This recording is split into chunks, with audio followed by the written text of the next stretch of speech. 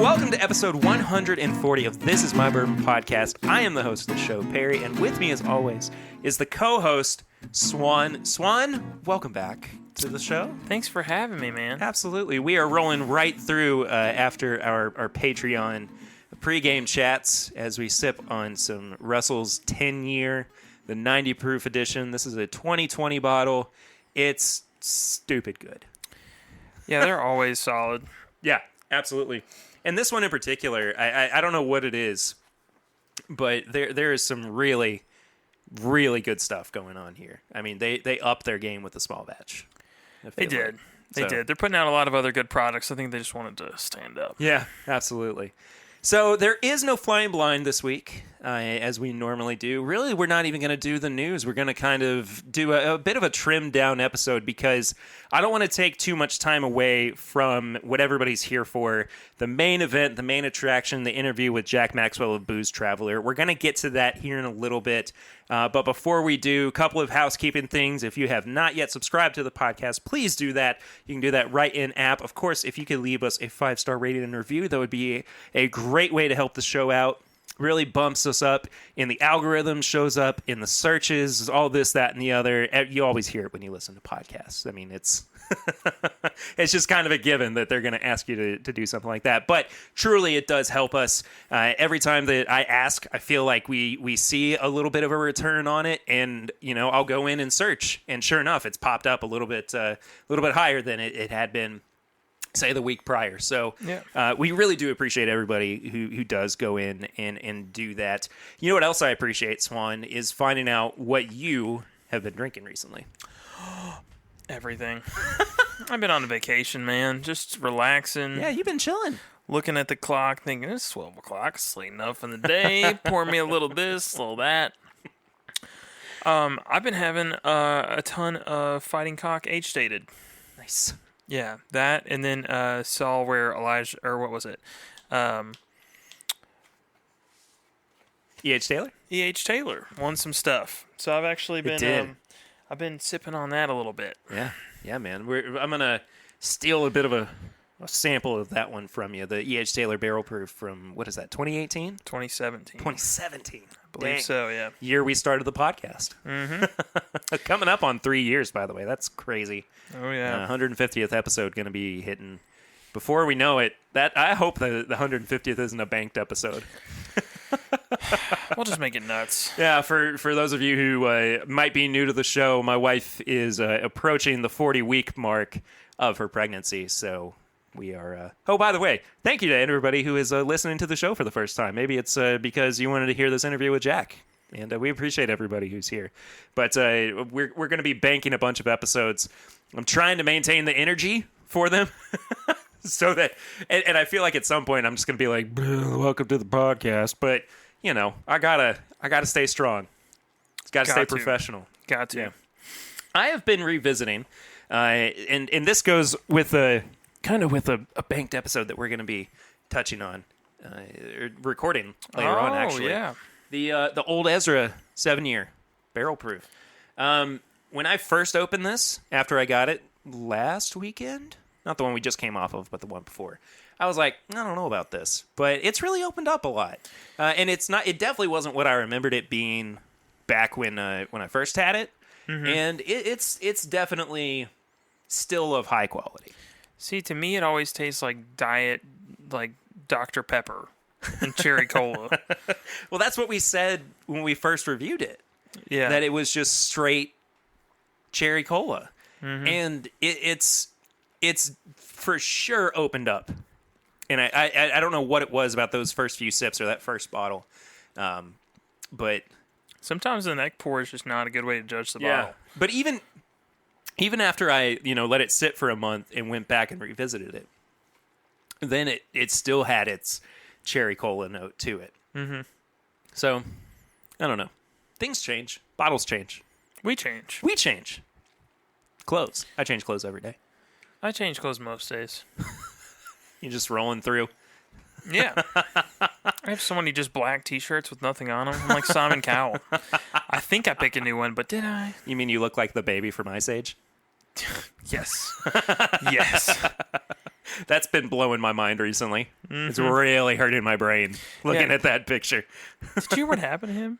No. He was supposed to be on, I think it was America's Got Talent, and he broke his back falling off a bike. And you're like, oh, well, he's going to be out for the whole season. He's like, no, give me 2 days. What? He's going right back on. He's got someone Holy filling crap. him for a couple days. That's incredible. It's nuts. Go Simon Cowell. Man, that's pretty impressive. Well, speaking of TV shows, I don't want to spend too much time away from what the main attraction of this episode is. And of course, that is the interview with Jack Maxwell that I got to record last week. Jack, I just want to say first and foremost, thank you so much, buddy, for coming on and chatting with me. I feel like I made a genuine new friend after recording with him. That whole interview just gives you the vibe that like he's just best friends with everybody. It totally does. It's great. It totally does. Like, I want him at parties just so everyone else can shut up and listen to him. Like that. He's also got maybe the best accent in the biz. Yes. So look at me using industry terms. Biz. Who am I? I have one TV show host on the show, and all of a sudden I'm acting like I know what I'm talking about. He did. When we got over here, he had the little call card with the black checkered thing, and he's like, all right, Swan, shut up. Click. And then we started. Speed. Oh, man. Marker. Yep. We're going live in 3, 2. I just Now. pointed at Swan.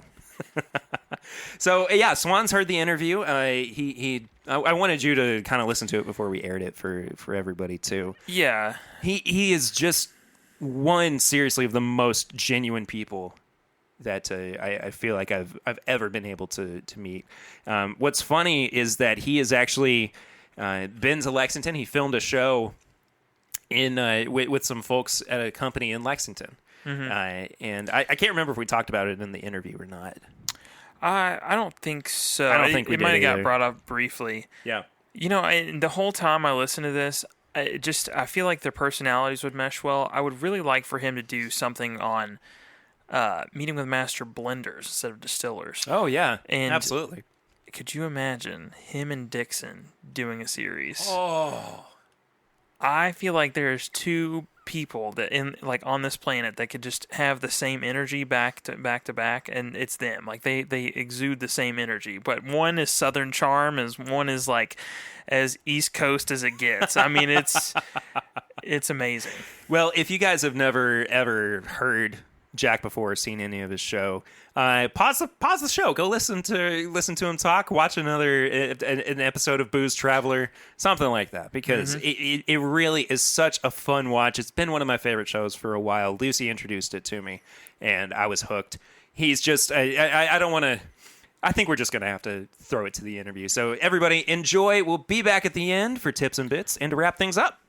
It is an absolute pleasure and an honor to be able to welcome this guest onto the show. You know him as a TV host, personality, an actor, a sometimes guitar player on Twitter, and now a cancer fighter. Please welcome to the show, Jack Maxwell of Booze Traveler. Jack, thank you so much for sitting down with me. Thanks for having me, Perry. It's a pleasure. Absolutely. So I had the good fortune to get in contact with you initially back in March as coronavirus was hitting, and I followed up with you last week. It was a very quick turnaround for getting this interview together, getting the episode together. But I was able to send you samples too, sent you a couple of extra little goodies. Yes, thank you. Absolutely. You're so welcome. We try to be hospitable as much as we can. Speaking of goodies, I love that salsa. Oh my gosh, I'm glad you love it. That's a local one here, and that's nice. I like it. Little bit of a kick, little sweet. Absolutely. Good stuff. And Lucy said, why don't you get him the there's the sweet hot, and then there's the sweet hotter. She was like, get him the sweet hotter. He'll like a little bit extra kick to it. Sweet hotter it is. That's my jam. I like it when it's hot, you know. Absolutely. What did I do to my hair here? I got this weird haircut. That's how it is when you just get your haircut. That's how long did you go without a haircut before or during initial lockdown? Yeah, that's the thing. Maybe it just looks funny to me because it's been a long time. I was in quarantined as we all were. Yeah. And I should have just wore a hat. It just looks funny to me. Anyway. I think your hair looks great, man. Oh, thanks. Well, we're not here to talk about that. We're here to talk about bourbon. What do you got? What should we pour first? So let's start with the unnamed moonshine, unnamed source moonshine that I sent your way. 100 proof is sent by we'll say a local producer. I don't want to get too specific. I don't want to get anybody in trouble, but I'm excited for you to try this. This was it's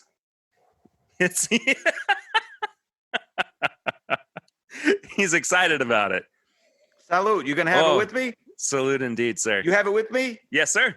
Okay. Cheers.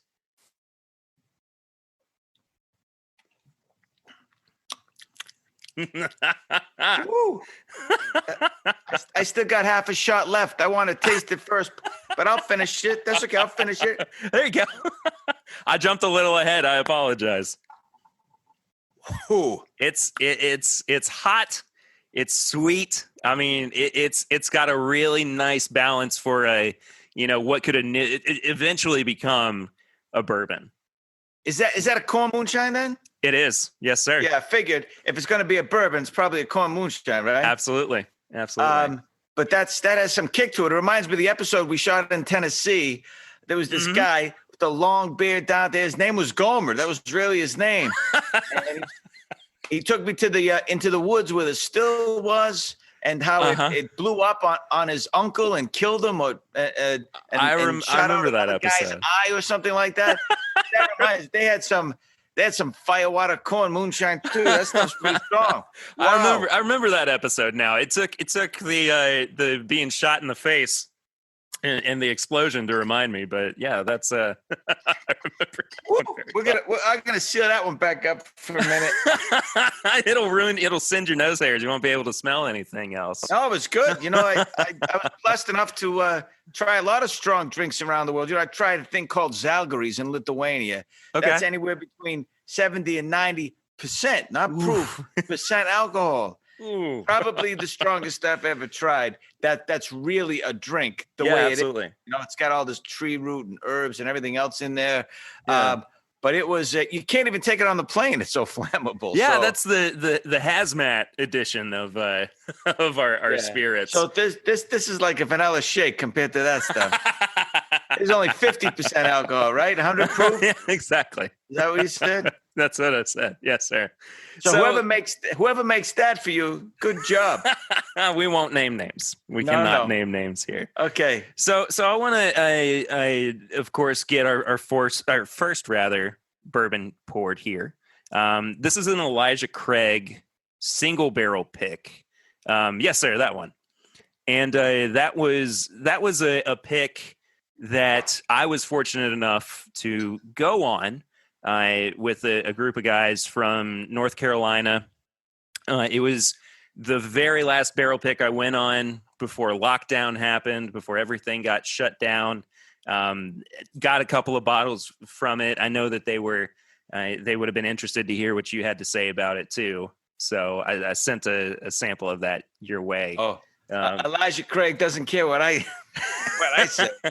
Now, I'm no bourbon expert for sure, but wasn't he the first one to age his bourbon in charred barrels, or one of the first?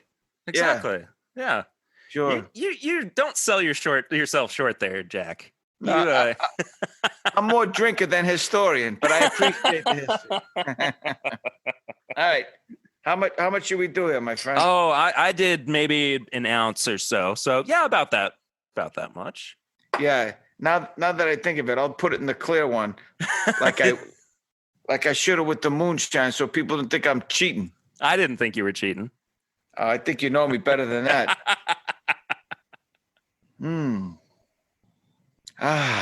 Boy, there's something about even barrel-aged whiskey or bourbon or dry, any of the variations thereof. There's just something so Americana about it. I know whiskey, of course, Ireland is known for whiskey and Scotland for scotch, but bourbon is pure Americana. Absolutely. I love the story behind it. You know, how Washington, President Washington, for the first time in this young country's history, turned federal troops against its own citizens. And the taxmen, the collectors, came to get the money, and the makers of the alcohol said, no way. And they went south until they found some good limestone, could make some good good whiskey. And they stopped in Kentucky and Tennessee, I believe.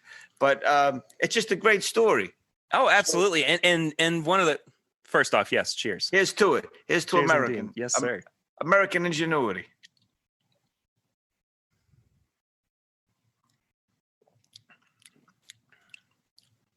Oh, that has such a, the rye you sent me. I know we were talking before we started about that. A friend of mine and I polished it off, and I thought it was a little extra spicy, and you confirmed that. I did.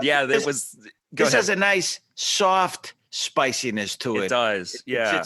It's rounded. It's a little. It's rich. It's nice and warm. It's not but it's good stuff. Elijah Craig has always kind of been what I would say bourbon should taste like. I think it's just got that really characteristic, of course, the vanilla, caramel, and oak to it. But then it gets layered with the spices without being overpowering. It's really an inviting bourbon. And I think it's one of those that kind of, if you start with your Jim Beams, even if you start with your Jack Daniels, it's a good stepping stone up towards, once you kind of dip your toes into the field, and once you start to even experience and experiment with the higher proof products as well, which we'll get to. I sent you an awfully high proof one in there too. I'm ready to go. Roll up my sleeves, and we'll do it. But no, I like this Elijah Craig. This is nice. Yeah. And it's I don't know if maybe the moonshine burned my mouth off a little bit, but it's kind of oaky.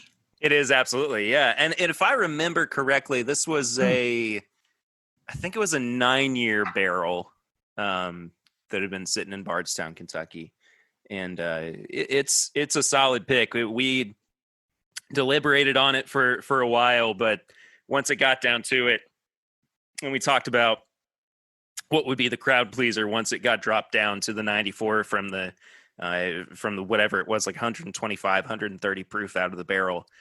We all just were like, this is it. People are going to flock to this. So I'm happy you enjoy it. We'll pass your thoughts along to them as well. And hopefully they'll listen to the episode. Please do.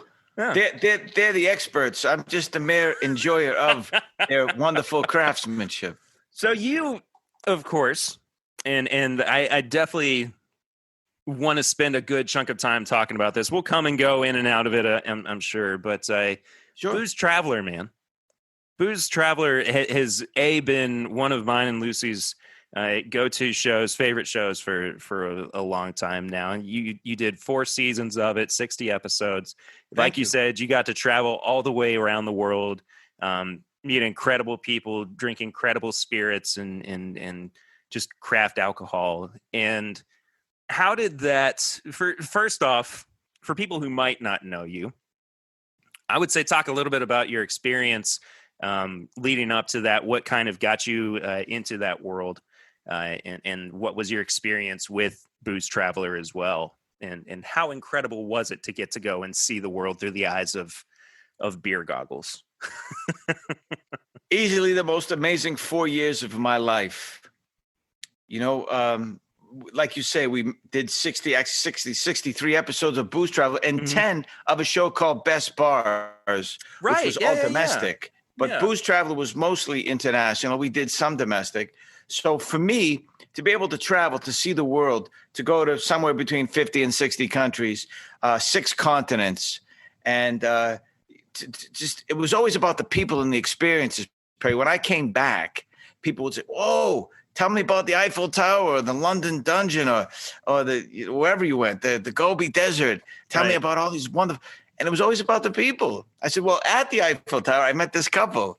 Or in the Gobi Desert, I hung with this family, these nomads, these Mongolian nomads that just pick up and move. And it was just always that. So the drinks really just got us into the scene. I was never a drink expert. I've pulled a few corks in my day, don't get me wrong. And I grew up shining shoes in South Boston, which probably had more bars per capita on Broadway than any place I've ever been, for sure. So I always knew what alcohol was and what it did to people. It had this magical socializing effect, as we say. Sure.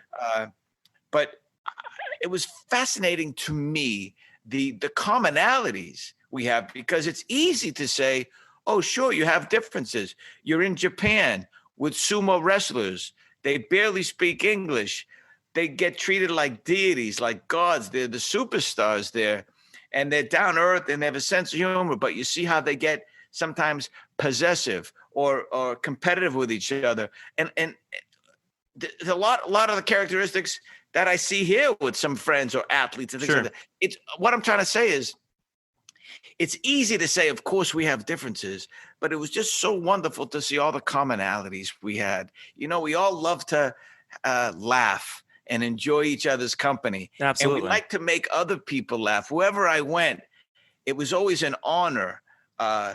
They felt when they got me to laugh about something. And I'm an easy audience. I laugh at anything. Sure. But it was so fun to be able to have that, even when they didn't speak English as a first language or English at all. Sometimes it was all through translation, and it was just a wonderful, joyous experience. And so it was, yes, about what people drank, why they drank it, and then listening to the stories they tell when they do, of course. But it was really about them and their culture and how alcohol played a small but significant part in it.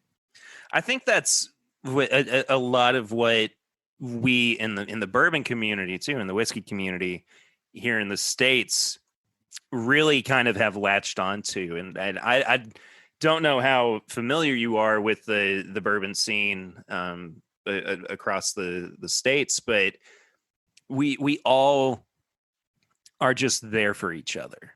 I mean, it's just this huge community of people who want to support each other, and they want to share. Say, you know, you've got a bottle that you've been searching for forever, and you just kind of throw out I'd love to get a sample of this, or does anybody have something that I can try from this? And, you know, you'll have responses from 50 different people from 50 different states responding to you and saying, well, I'll send you this. I'd be happy to send this to you. And, you know, then those little relationships start and they become big relationships. And then you start, you know, having people coming over to your house and spending the weekend with you. You wind up going on big trips with them and going to distilleries and just really becoming a part of each other's lives. And the fact that it all came from bourbon is so cool. And it's, you're right. It is a tribute to that kind of American spirit. You know? We have such a fear sometimes of the other, that we might be either different or thought of as different, which is why a lot of us like to join clubs or make up clubs or fraternities, tribes. And it's so nice when you find your tribe, whether it's a bunch of stamp collectors or a card playing group playing bridge, or bourbon lovers or athletes, Facebook group. I just think we have a natural inclination to bond together with people that we have things in common with. And I'm not saying it's a bad thing. The problem for me is when we say, okay, we got this, those guys are wrong. Those guys are bad. And it's so divisive, especially now with politics and everything else. Yeah, of course. And I don't know what's going to solve that. Maybe, you know, by the turn of the next year, 2021, maybe we'll come together, hopefully. But the idea is around the world, people want to welcome you. They want to have a drink with you. It's this idea that if you sit down with someone, they offer you a drink or you accept having a drink with them, it's more than a handshake. It's this big liquid hug Absolutely. that says, okay, we're cool. We're in this group. I offered to sit down with you and have a drink. You poured me a drink. Let's have a good time. Let's exchange stories or what we love about life or what we don't. It's just such a wonderfully social thing to do. And around the world, it's not about getting shit-faced or fall down drunk. Yeah, of course. It's more celebratory and more social than I think we like to give it credit for. You know, I've seen binge drinking, of course, around the world, especially here in the States, college frats and everything else. But for the most part, it's really a thing to be celebrated or to use for celebration. And that's something that we also have to be very aware of too. What is our relationship with alcohol like? You know, and I think that it's easy to say, well, this is my hobby, or this is what I'm, you know, investing my time and my money and my relationships in everything. But, you know, you do have to kind of step back a little bit and say, is this healthy for me? Am I doing the right thing with it? So I totally understand where you're kind of coming from with that. What did you kind of learn about yourself with Booze Traveler in regards to your relationship with alcohol? Well, I think that I didn't understand how much joy I would have during the adventure, the exploration. You know, it seems like, and sometimes was, a dream job. Sure. Wait a minute, you get to go around the world and have drinks and meet people, and you know it's your job. That's pretty cool. But the thing that surprised me is, you know, it's also work. We shoot 16-hour days, 6 days a week. There's a lot of travel and waiting in airports and driving for 8, 10, 12 hours a day to get to the next location or all of that. And sometimes it's exhausting, but only momentarily. Because I enjoyed the experience, honestly enjoyed it. Sure. I so look forward to the next place.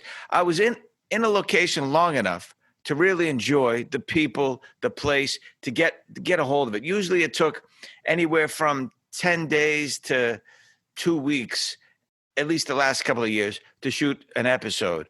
So you really got to feel for the people, you know, the land, the weather, the food, the drink, all of it. Yeah. What they found exciting, you know, what they found mundane or pedestrian. It's just funny. You get to know someone. Sure. It's more than just one meeting, you know. Yeah. Even the second time you sit with them, the next day, if you hang around with them, they open up a little more. They're a little more comfortable. But then we go, and I just found myself the anticipation, almost like a kid at Christmas, to the next location, which was so different. I mean, we went from Scotland to Hawaii.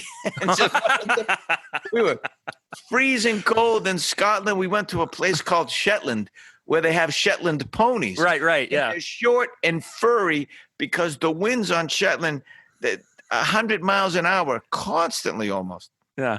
And it's so cold and miserable there, even when it's nice. And I love the people, but I couldn't take the weather. Right from there to Maui, it was great. You know, like you'd go from Armenia to South America or Iceland. I guess season 1 was Turkey, Iceland, Spain, Austria, Peru, Mongolia, Japan, Nepal, Lithuania, Armenia, the Netherlands, South Africa, Belize, and a couple of domestic episodes. And I might be leaving something out. But what a jump, right? Turkey, Iceland, absolutely. Austria, Spain, Peru, Mongolia, Japan, Nepal. I mean, that's quite a bit. And you have to make adjustments because for one culture, it's okay to do this, but the other one, no, that's a faux pas. Yeah. And like we went to Peru, and they in one room they had, it was blocked off with bricks about maybe a foot high, and they were raising guinea pigs, or as they call cuy. And I really didn't know going in. I think it's in the episode. Yeah. That was a wild episode. That's when I had frog in a blender and spit beer too. But I go in the guy's room, It's like a guest room, but it's just blocked off with bricks. So you have to step over the row of bricks. Sure. And he's raising all these guinea pigs. And I said, well, what are those for? He says, dinner. He picks one up and he says, I do like this, but he doesn't do it. He just motions. Sure. That he just pulled the head and snapped the neck. Right. And I didn't want to see him do that. I know it has to be I don't blame done you. in order for them to have the meal. But when the thing came out of the oven, I mean, he puts it in whole and it's like this. Oh. And it has fur on it and nails and teeth. So they have to scrape it off. Then they slice the stomach and put rosemary in there. And you eat that with the potatoes. And even things like that might be different or even shocking to us here who don't generally do Absolutely. that. It was such a joy to experience their culture. Now, if I went to a Peruvian restaurant, that's not the first thing I would order, but it would remind me of a wonderful time of this great, warm, friendly family who couldn't wait to share their culture and their drinks with me. What's so interesting to me too is having experiences that when you sit in that moment and you just kind of go, whoa, like this is a memory being made right now. And I know that feeling of coming off of that and coming back home and going, what's next? That interim between seasons, were you feeling that once season 4 was over too? Were you going, well, what's next? I know that, like you were saying, season 4 took a little bit longer for you to film, and we'll touch on that, of course, here in a bit. But were you looking forward to the next big thing, the next experience, the memories that were going to be made, or what was your level of contentness on the opposite side of that? Yeah, it was still really exciting, although I had a lot going on. Between season 3 and season 4, there wasn't much of a break because that's when I filmed the other show, Booze, Right. Travel, at Best Bars. Mm-hmm. And so kind of we rolled right into season 4. So at the end of season 4, I was ready for a break. But it just so happens during the hiatus, I had to go into chemo because I was diagnosed with non-Hodgkin's lymphoma. And it was during the chemo process that Travel Channel went in a different direction with their formatting. They went a little more ghosty, a little more paranormal. So they moved a few shows off the schedule, and I was one of them. It's unfortunate that was the case, and that's been a sore spot for Lucy and myself too. That the channel itself changed to a not so travel based travel channel. Yeah, I don't understand that from a format perspective. I don't either. It's like when History Channel wasn't doing any history, but I guess what's in the name? It's about being successful. Sure. And I think, from what I understand from my friends still over there, that it's successful. They have more people watching this than they did before. I mean, I think they have more eyeballs on it, and it's about ad revenue and things like that. I don't blame them. I'm not bitter. It's certainly off message, I suppose, off brand, but maybe this is their brand now. They even went to TRVL, and I have nothing bad to say about Travel Channel. It was a great 4 years, and I'm very grateful. But they do have a lot more, let's say, go shows than they used to. That is true. That is very true. It's hard to look through their programming schedule and not see it, but it does kind of sound like I'm into a different kind of spirits, I guess, Perry. Yay. We got there finally. Speaking of spirits, why don't we move on to the next pour? Yeah. Does that sound good by you? So we'll go with this vintage Jim Beam, which I am very excited for you to try. This really? From 1979? 1979, yes, sir. Let's show that. Yeah. So this is, as you can see on the video, for those who are watching the video, it's an 11-year bottled and bond from Jim Beam. It was put in a decanter, and it basically sat in that decanter from 1979 until Thursday of last week, when I dumped it from the bottle, and it had not lost any of the bourbon to evaporation. It was a perfect 750 mil fill level. No kidding. Clear and as clean as could be. It just absolutely blew me away when I dumped it out. And I haven't had too many older beams of this age. So when I say that, I mean like dusty ones that have been 11 years, and really of this proof. So bottled and bond being 100 proof. This was one of the only ones that I've had at this proof point and at this age. So I'm curious to find out what your experience with this one is. Do you have much experience with say vintage whiskeys? Well, I suppose the greatest example of that would be when I was at the Macallan Estate Right. in Scotland. Right. I tried a Scotch that was I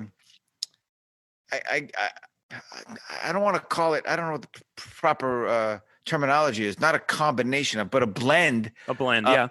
Of Scotches from 1941 to 1991. Oh my gosh, and that's incredible. This is how incredible it was. Right before that, a 6-liter decanter of the stuff went for $650,000 US, something like that. So they gave me a shot of it. Sure. They weren't going to, but I became friendly with the guy who was in the scene with me, and he poured it, and the executives all went like this. Ugh. So, and I knew they were going to ask for it back because it's so expensive. So immediately, I just touched my lips to it so we could still film, and but oh my goodness, it was so great. Although at the end, I gotta say, I felt a little guilty. I mean, I swallowed a Buick. I mean, that's a lot of money for that ounce, or what it was. So as far as vintage, I guess that's my top story. Sure. Yeah. Those experiences are so great too. Getting to taste the whiskeys of old and getting to experience things that, our ancestors were drinking. Salute. Salute, sir.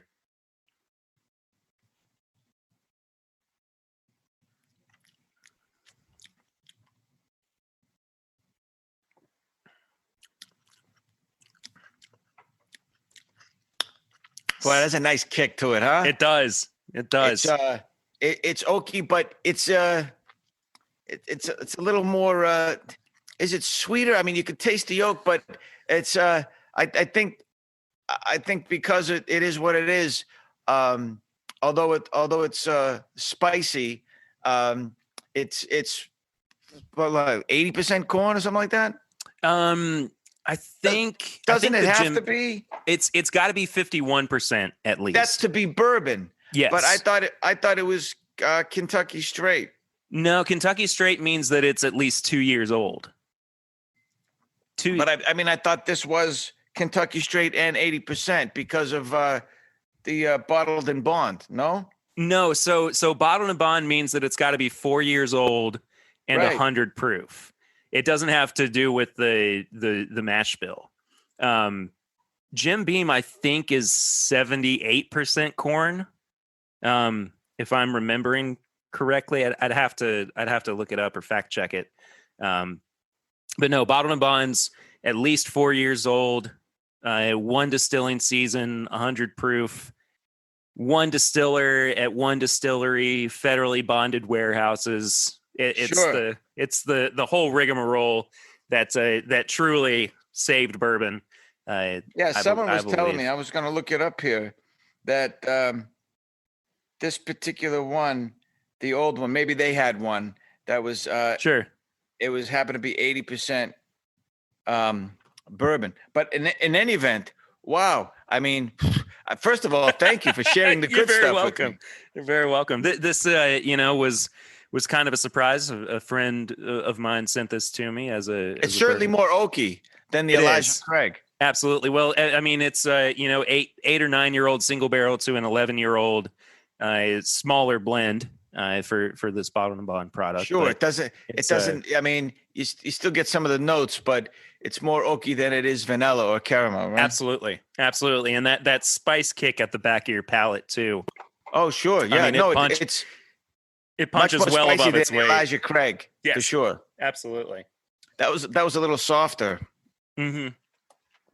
I agree. You got to ease into the, some of the higher proof stuff, of course, or I like to at least. So I want to talk to about the end of your run with Booze Traveler and the major life change that came for you sure. shortly thereafter. As you were saying, you'd been diagnosed with cancer. You were having to undergo chemotherapy. Initially, what did your brain do?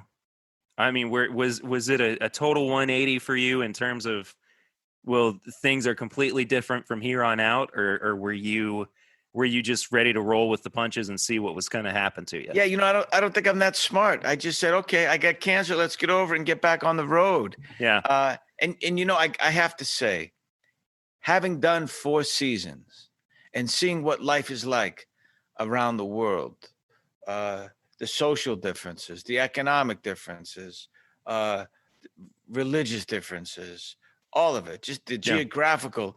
It was so much to take in, but mostly to see people who are much poorer than Americans, but generally speaking, very happy. Yeah. And so that really, it's like going to university for 4 years. I felt like at the end of it, I had graduated in a sense that I had taken in so much of humanity that it really affected me. I didn't get a diploma. It's not that I was so much smarter, but I felt that I took all these people with me. So when I was diagnosed with cancer, I immediately thought of all the situations around the world that I ran into where people were so just cool about whatever was going on with them, because they knew that having a positive mindset and staying present in the moment, not worrying about the future, not having fear of what might be, but handling what was going on right now, not living in the past. No, just right here. What's going on? We'll handle it. We'll live with it. And we still have each other at the end of the day. It was such a beautiful life lesson. So when I got cancer, I think it was almost automatic. I really didn't even think about it. I said, okay, I have cancer. I've seen a lot worse in the last 4 years with all these people. I mean, obviously, we don't show all those sides of things. Of course. Some of them we did, but some of the stories I got, and obviously the medical advancements that we have here aren't the same around the world. Some places there are, but it's just they have it so much tougher than us. So for me to get cancer, knowing I had a doctor who's looking at it, and an oncologist is going to take care of me and recommend chemo when the time was right for it, I never felt scared, honestly. And it's not that I'm such a brave warrior. I just knew I was going to be okay. And I think it starts here, being grateful for whatever it is in your life. I mean, I don't mean walking around with rose-colored glasses all the time saying everything was great. Yeah. Clearly, cancer by its very name is trying to kill you. So I understood it's to be taken seriously. I never called it a hoax. I never said it wasn't real. I never did the opposite of what the doctors told me to do. I wanted to take care of it, but I just knew I'd get over it. And I almost felt guilty. I had survivor's remorse because non-Hodgkin's lymphoma, at least for me, felt like starter cancer. And that's not to demean anyone who ever gets it. Of course. I just had an easier trip, but it really came from everything I learned around the world. And I don't mean to be all esoteric about it, but I think that my experiences in those 4 years prepared me for something like this and helped me get past it. I think it's totally acceptable to look at it through the lens of, well, my goodness, this is where all of my experiences have kind of led me to, have this mindset. I don't think that there's anything wrong with getting esoteric about it or being able to have the wherewithal to say, I know what my battle is and I know what the battle of others can be. So I applaud you for that. I think that's a really beautiful way of looking at it. And it's great to definitely see you on the other side of that too. I mean, there's so many different facets in our lives that become part of our stories. And to be able to sit down with you and share bourbon and hear that part of your story, all I can do is say cheers to you, my friend, because that's quite wonderful. Absolutely. Cheers to you. Cheers to you. Mm-hmm. So I don't want to dwell too much on the cancer side of. Oh, we can talk about whatever you want to. It's your show. Yeah. I appreciate that. I do want to touch on something though that you were saying about not showing all sides of the folks that you met or the communities that you met. I would love to see the booze traveler behind the scenes or a book written about it too. Is that something that's in your future, do you think? I suppose if there was enough interest, I would do that. I get a lot of requests for a coffee table book because sure. But I think with the internet now, you could surf the internet and get much greater photos, really touched up, nice filtered photos. But mine would come with the stories that of course occurred within the picture. And I suppose if I was smart, I would have had someone filming, at least on my phone, a kind of a behind the scenes thing. Sure. I think that would be nice to have now. But the show is nice to have. I can go back and look at any of the episodes. But there's this one story that would have been tons of stories that would have been great. But one came to mind when I was talking about how people around the world are poor. We were in South Africa, and we were filming with Zulus. Oh wow! And it was great. Yeah. And there was about, I don't know, maybe 100 yards from where we were filming, 50 yards, where there's a little kid, and he had a soccer ball and a dog. But the soccer ball was kind of flat. Mm-hmm. But he was still kicking it around and petting his dog and then kicking him. And it just was fascinating to me. So I went down and was talking to him. I asked somebody to come with me so they could translate. And he was so joyful and he was smiling. It was just really great. And he was dressed like we were dressed. He wasn't in the traditional Zulu attire. Right. That's mostly ceremonial anyway nowadays, at least where I was. Sure. And there was the rows and rows of corrugated tin shacks where they lived. And I felt so badly for that because it gets so hot and, a lot of people are crammed in there. But this for me, but what do I know? They have found joy in their situation and they have a wonderful sense of community. At least these people I met. I'm not trying to undermine what they're going through or trivialize it. Yeah. I mean, it's hey, I grew up in the projects. We were all jammed up together too. Not as bad as corrugated tin shacks, sure. But at least I understood that you had people around so you could socialize. Of course, then you had to get along with those people. Right. But they were joyful, the Zulus we were filming with. But the little kid, I'll never forget this.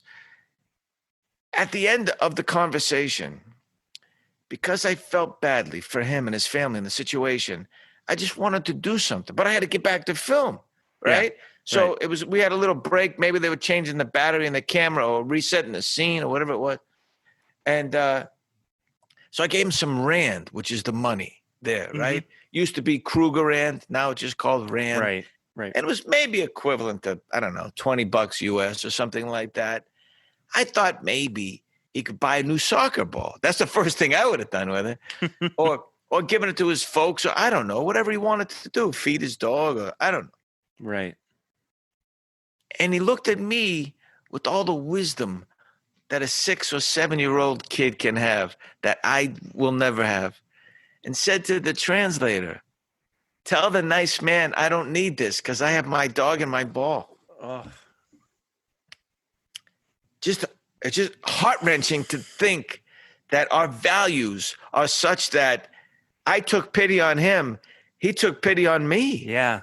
He'd rather I keep the money because I didn't have a dog or a ball.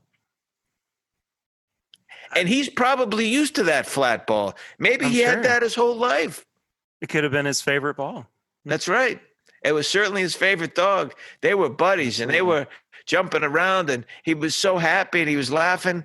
But then in this moment at the end, he was stoic and serious and so sincere.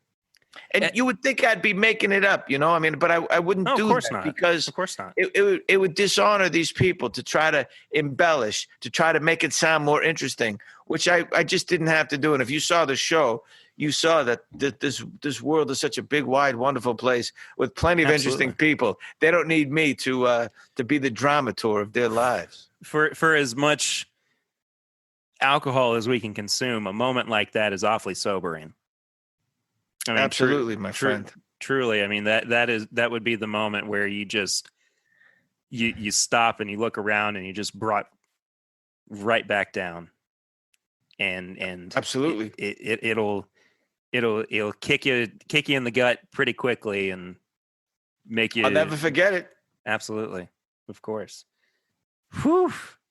Where do we go from there, Jack? That's a showstopper of if I was a better storyteller, I would have saved that for the end. We still have more bourbon to drink. We do still have more bourbon. Would you like to move on to the next one? Have you finished your Jim Beam? It's up to you. Yeah, I did. Yeah. Well, let's kick it up a couple notches to this Stag Junior at 130.2 proof. This is the newest release. This is batch 14. It just came out 130.2. 130.2. So strip the varnish. This is Stag Junior is always one of my favorite releases that comes out from Buffalo Trace each year. Each batch is usually at this higher proof. I mean, normally you're not seeing anything below about 120, 125. The highest I think it's ever gotten to really has been about 140, 145. But it's been consistently good. It's been a consistent crowd pleaser. But it's not new. Is it 8 years? This is about 8 or 9 years old. Yes. Yeah. I mean, it's not like White Lightning. I mean, exactly. It's not the moonshine that you had earlier. Right. But this is like to look at it. It's so beautifully golden. Oh, absolutely. It's got that really rich amber color to it. The legs on it are even, nice and slow to drip down the glass. I mean, it's one of those best values in bourbon when you can find it. It's one of the more decadent releases in bourbon. And it's only like $65 a bottle. Wow. Yeah. So if folks can, here's to affordable bourbon, my friend. Cheers, indeed.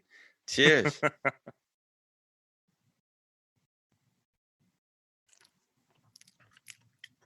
Oh, I'm going back for more. That's nice. Oh, yes.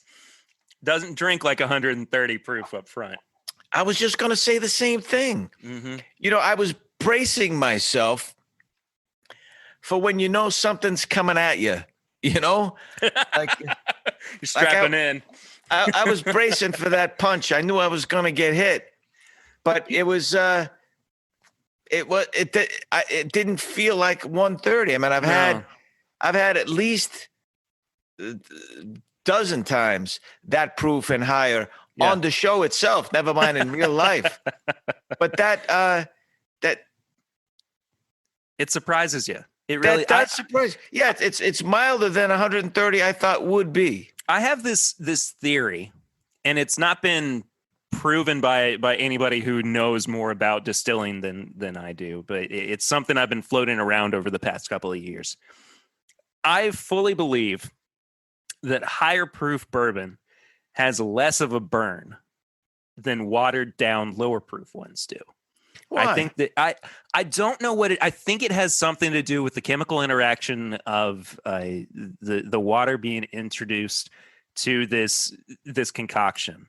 I think that there's something that causes an abrasiveness with the bourbon molecules. And again, it's nothing that I have scientific proof behind. It's totally me postulating. But in my experience, I've had, definitely at least a couple dozen times bourbons of this proof or higher. Anything in the 120 proof range kind of is like a good nightcap. in some regards as well. And they always seem to be an easier sipper and have more balance and flavor than lower proof bourbons do. And I think that can even be associated with rye as well. Maybe not to as much of an extent, just because rye is going to have more of an abrasive flavor, more kick to it, more punch to it because of its nature in general. But I think that bourbon, for whatever reason, when water is introduced, you're not getting as pure of an experience as you would have if it came straight out of the barrel. It's something that I want to explore a little bit more and talk to a master distiller about and see if there is some truth behind it. But And I wonder if the aging process in the barrel has anything to do with that, because I've had corn moonshine, much like yours, that has plenty of burn. Don't get me wrong. Mm-hmm. That really lights your throat on fire. Sure. So I wonder why, or now on the other hand, I don't know if it's been the cumulative effect of drinking all these, but it's certainly longer than the other ones. Like the burn stays and even comes back a little bit, although it's not unpleasant. Sure. It's not as short as the other ones. I guess that, again, that's the vapors and the alcohol and everything else doing its job on your trachea. We call that the Kentucky hug.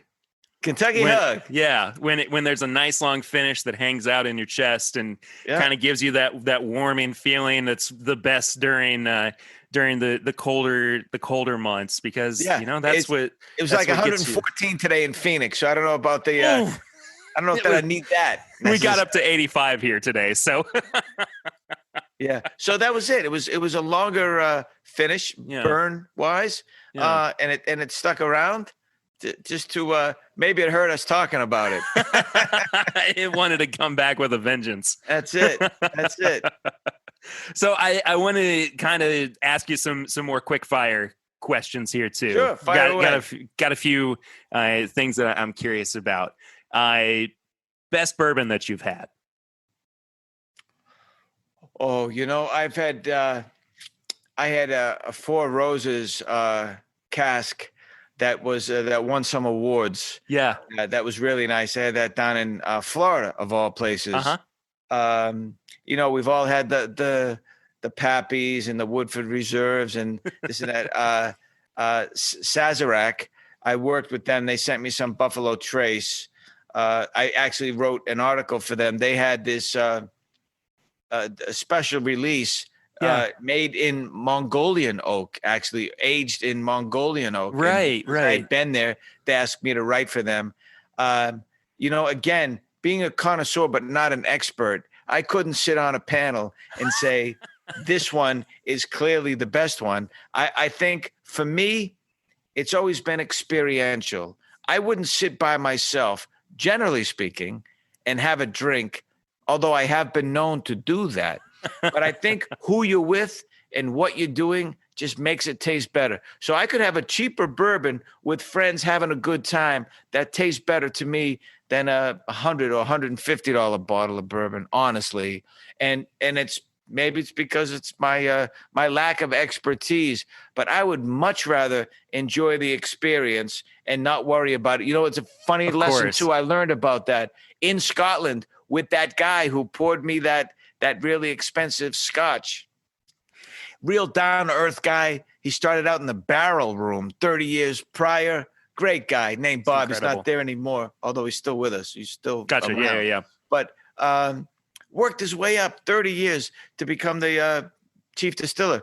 And he would go to bar rooms around the area or wherever he was and watch people drink scotch and see these pretentious people say, oh, yes, hints of wet leather and dried cherries. And he'd say, bullshit, I make this stuff. None of that's in there. Because a guy's trying to impress a girl. Because I didn't know how to describe the experience. And he said, just tell me what you're feeling. So I closed my eyes and it just felt like walking through a quiet forest that through the remnants of what was a forest fire, and the animals started to come back. Oh my goodness. Because it was smoky but crisp as well, And he said that's the experience of Scotch right there. So going back to your bourbon question, the best bourbon I had was always with the people I was having the best time with. I love that. This is sparking so many different things in my brain that I have to bring up, because when you start getting into conversations about the bourbon world with people, then you go, well, what about this guy? What about this person? And have you met them, or do you know about them? And like, they're on one end of the spectrum, I'm thinking of my friend Fred Minnick, who is a whiskey writer. He used to write for Whiskey Advocate. He has his own magazine now. It's called Bourbon Plus. Fabulous author. He is the tasting note king. So he would absolutely break down a bourbon and drink you under the table in terms of flavor notes. But then on the opposite end of the spectrum, there's Jimmy Russell, who is one of the head master distillers, at Wild Turkey.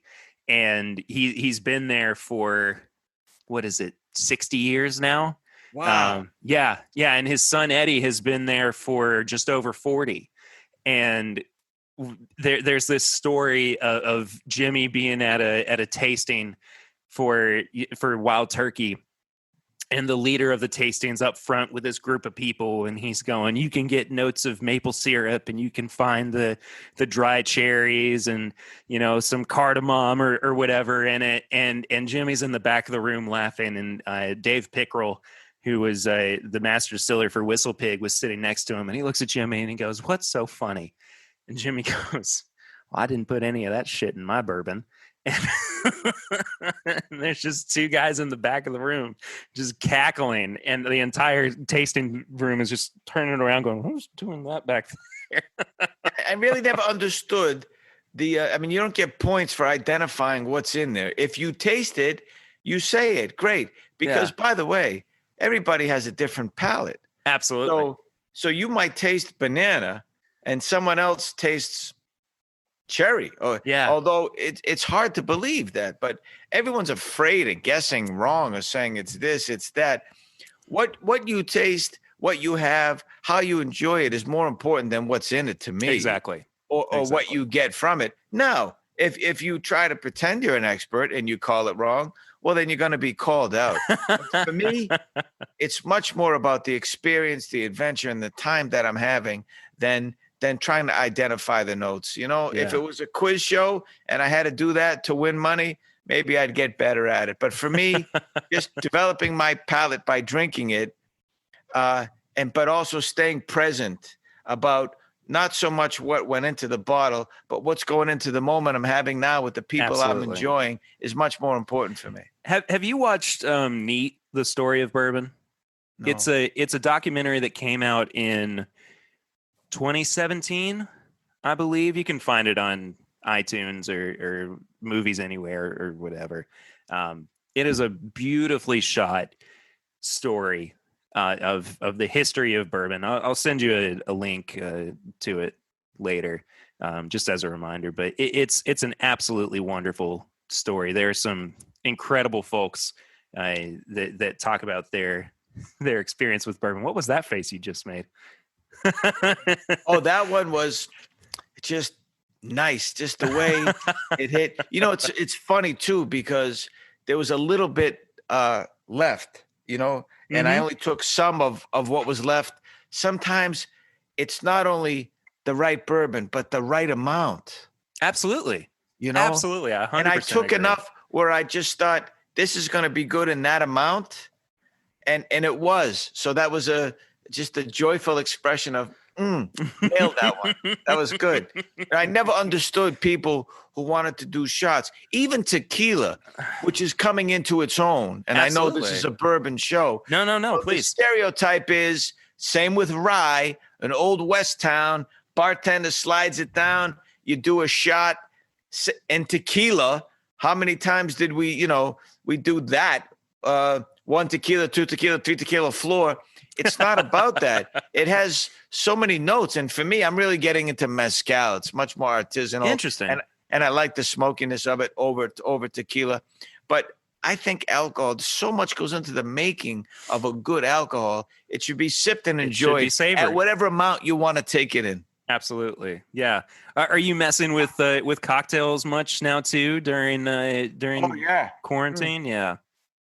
I was Are doing a you? show on Sundays. I'm on hiatus now called Jack's Place, That's Sunday night right. You virtual were. cocktail hour. And I'd Yeah. have a drink and everyone else would have their drink and they'd say what they were having. And I really appreciate the art of mixology. I'm not a great bartender by any means, but I love what goes into that. There was a place in Athens called Momix, Okay. molecular mixology. And Right. there's probably 20 or 30 I've been to around the world like that, where so much goes into the craft of making the drink, not just going like this with bottles. And it's really appreciated. You know, I went to a place called Bar High Five in Tokyo, guy named Mr. Ueno, who picks out his own ice, always wears a suit, doesn't drink alcohol, named the world's best bartender, I think more than once.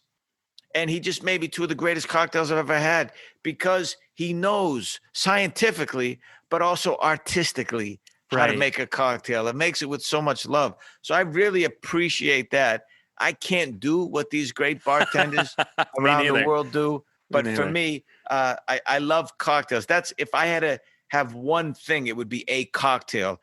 Sometimes a beer is refreshing, hot summer day, Yeah. wine with meals, a spirit straight up like a true cocktail, how it was back in the day with water, ice, water, spirits, and little bit of bitters or something like that. Sure. You know, that's what it started out as. Now it's really kind of a punch, you could say, with all the stuff in it. But I love trying different things and I experiment myself. I mean, to be innovative, to use what you like. I can't believe people blanch when you do something a little bit differently. How do you think things happen? You got to Because experiment. someone alters this or that. Like for me, I like mine generally on the rocks. I think it releases some of the flavors, and I like that sensation without making it too cold. I try to use a round ice cube so it doesn't melt, as much, a nice big round one. Absolutely. But there are purists that would, fall over in shock that I do that. But I don't care. It's for me. I'm drinking for me, not for them. Next care package I send you, I'll send some favorite cocktail mixers. Oh, as well. I'm so grateful. Thank you so much for this. Absolutely. I'll be drinking these over the next couple of nights and telling people the story too. By the way, I'm not doing the shows anymore. Yes. But I'm always doing things on social media. If Yes, anybody you wants are, to yeah. find me, I'm at Southie Jack on Twitter and Instagram. And Southie is my old neighborhood, but it's spelled SOUTHIEINC.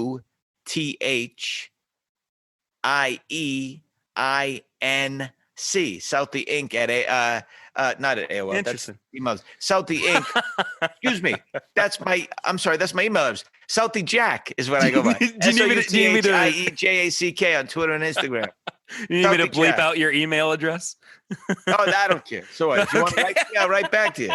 Doesn't matter. You're very responsive via email. I mean, you have been very quick to get back with me as well.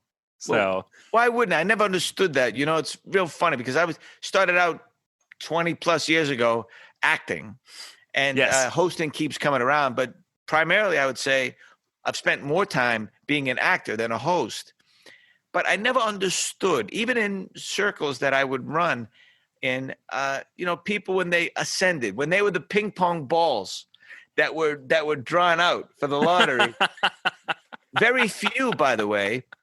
But some of them, they act so differently. sure. Because now that they've made it, and again, very few. I could count on one hand of all the people I met in the 20 plus years. But I never understood that because someone is on television or has money or is in a movie with someone famous or a play with someone famous, that they all of a sudden treat others less than. I could never understand that at all. So when you reached out and you said, hey, I'm a bourbon guy, you want to do a podcast? Absolutely. And the fact that I was able to send you stuff too to try. Oh, that was a plus, but I would have done it anyway. Look, man, like I was saying, we are hospitable to a fault in the South, and I wanted to make sure that you had something that we could enjoy together. These were things that I had been enjoying recently as well, and thinking about. And Oh, it's a great idea. Thank you. Yeah, absolutely. And in the future, I'll send you some more stuff. I mean, why the heck not? If there's something that I want you to experience. You have my address. I do indeed. You know where to find me. And I guess you know where to find me too now. So, right. hey, Jack Maxwell, you have been a wonderful guest on the show. Thank you so much for hanging out with me for a bit, sipping on some great bourbons, talking about your experiences, not just with Booze Traveler, but just your story as a person. I really do appreciate you, man. This has been a great time, and I hope to be able to sit down with you in person once things clear up. And maybe we'll get to actually share a couple drinks together. And some more stories. That would be great. And it was more stories. It was a real pleasure, Perry. I mean, you love bourbon, and you're a great host. And it was a pleasure being with you. Thanks for having me. Absolutely, Jack. Thank you. And thanks for all the good bourbon. Oh, hey, man. And as I said too, more to come. Great. Talk to you soon. You Bye-bye. too, buddy. So once again, I cannot say thank you enough to Jack for hopping on the show with me. I was super happy that I got to send him samples and food and whatnot for him to try, and it was a really special time, really special interview. So I think that does it for the interview. Swan, how about some tips and bits? Oh man. So for anybody who's new to the show, this is where we recommend things for people to watch, listen to, try. It's not always bourbon. Sometimes it's, music or another podcast or something like that. I've got a good amount of tips and bits this week. I'm going to save them. It's a good thing we're banking a bunch of episodes. Yeah. Have you ever watched The Good Place? Oh, of course. I finally watched it. Oh, really? Yes. I haven't finished the last season yet. So I will say that, you get probably about 3 or 4 episodes in, and it's kind of just like The Office and Parks and Rec, where you're halfway through the first season, you're like, man, this is a time investment that is not paying off. And then the twist. The twist. And then it is just this wonderful display of confusion for 3 seasons. I mean, it's a really fun show. Honestly, it's like the other two that I mentioned. It's all about character development for that first little bit, and then after that, it's just an explosion of comedy and ridiculousness. Yeah. It's definitely worth watching. Absolutely. Speaking of things that we watched for the first time, Popstar, Never Stop, Never Stopping, with Andy Samberg. It's a Lonely Island movie. I've never seen it. Dude. I need to. That sounds great. Phenomenal. It's a mockumentary kind of thing. Oh, yeah.